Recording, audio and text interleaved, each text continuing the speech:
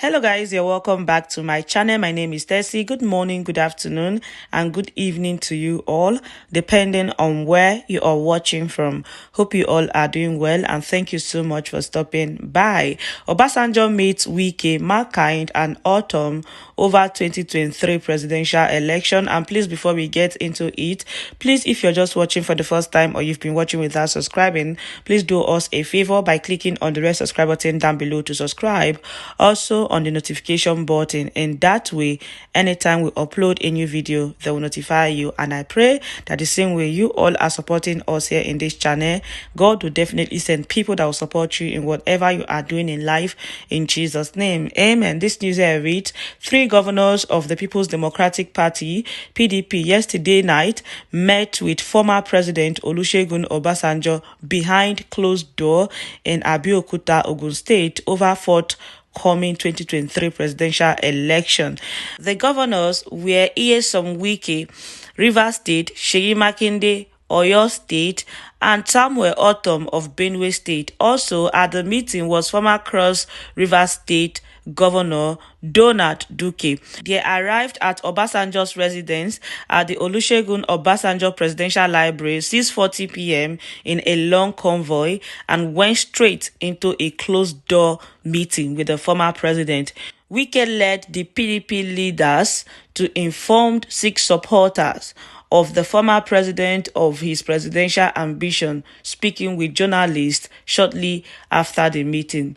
Obasanjo admitted that Wike informed him of his presidential bid, but he wished him well. Obasanjo described Nigeria as a complex country, but not difficult to manage if administered by a courageous leader. The former president reiterated that no single individual or party can restore Nigeria and called for an all-Nigerian government. Of course, Governor Nyesom Wike as a presidential aspirant with Governor of Oyo, Governor of Benue, former Governor of Cross River, and former Deputy Senate President and former minister to express to me their desire, and of course, I made point that I have always made, that I have ceased to be a partisan politician. I don't belong to any political party. But politics is the welfare of the people. I cannot cease to be a politician because I must always seek the welfare of the people. And of course, you all know what the situation of Nigeria is. And anybody who doesn't know that is either not a Nigerian or is not being truthful to himself or herself. And we need, as I often said, no one individual can say, yes, I can do it, because the situation Nigeria is today, we all need hands. All Nigerian hands must be on decks to restore Nigeria. And that is what Governor Wike is saying to me.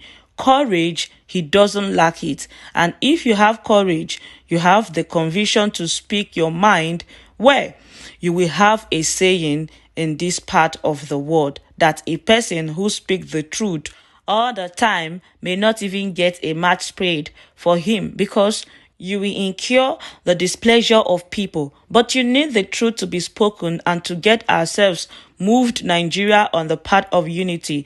Responding, Wike said he has the courage and capacity to tame the nation's insecurity if elected as president on the lack of zoning of PDP's presidential ticket. Wike said, it is not as if I am championing zoning. It is provided in the Constitution of PDP. Section 73C provides clearly, in clear terms, unambiguity, that there shall be zoning of political and elective offices.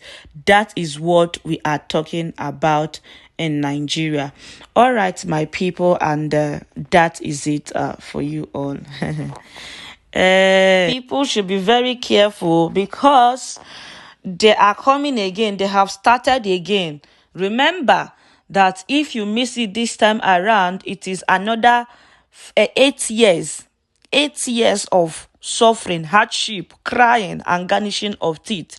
This is the same way. Thank God he said now that he's no longer doing a partisan politics. He doesn't belong to any party. But you see them, you see how corny these people are. Even after saying that he's not a he's no longer into partisan politics. He doesn't belong to any party. But he said something. He said, but he cannot cease to be a politician because he cares about the welfare of the people. This is how they deceived us in 2015. Obasanjo was among the people who presented Buhari to us as a messiah. Obasanjo was among the people that brought this thing that is upon us today. And at the end of the day, being an elder statesman who supported and who worked heavily to make sure that Buhari take over power back then. In all of these things them happening today now, the question we need to ask ourselves is, what is Obasanjo doing to see? Is it just coming out? Yes, we know that over the years he's been speaking, but it's not just enough to come out and make public statement. It's not just enough for you to come out to tell us that yes, Nigerians are suffering, Nigeria is sinking, the government has failed. That is a public knowledge. Even a 5-year-old child today will come out and tell you that the government of the day has failed woefully. It is a public knowledge. Even a non-Nigerian person will tell you that yes, this country is not working. So we are no longer talking about you coming out to give a public statement. What we are saying is, what is the solution? What is the way forward? And I believe that as an elder statesman, Obasanjo have a say in this country. But ever since they brought this thing upon us, we don't even know what they are doing to save us from this mess that they brought all of us in. Now, 2023 is fast approaching again. They have started again. For you not to think that he is backing one particular person, he is being diplomatic with his speech. That is why he said he no longer belongs to partisan politics. He no longer belongs to any party. But he said that if you talk about being courageous, that Wike doesn't lack it. So indirectly, he's also imposing a candidate on you. You people should be wise. You people should be careful. Unfortunately, a lot of people are going to fall victim. But remember, like I've said before, that whatever decision you make today, it is true that we all know that in Nigeria, there is no free and fair election. And like I've always said, before ahead of time, most of them, they already know who they will select for this a particular election. But if we can stand our ground, if we can revote, just like Madam Aisha Buhari, few people in the government cannot dominate over 200 million people. It depends on us. And the problem is that those who are supposed to stand their ground are not moving. They have succeeded in using them as political thuggery. Just imagine somebody will spend all the years in school studying one thing or the other. At the end of the day, you will come out to carry gun for politicians. So I don't know. The people, the youth, the people who are supposed to stand and fight for their rights, they have succeeded in making them think that if you can afford 2 square meals a day, that means it is enough. It is more than enough. You don't need to bother about any other thing. And because of that, they are ready to lick the shoes of these politicians just to feed.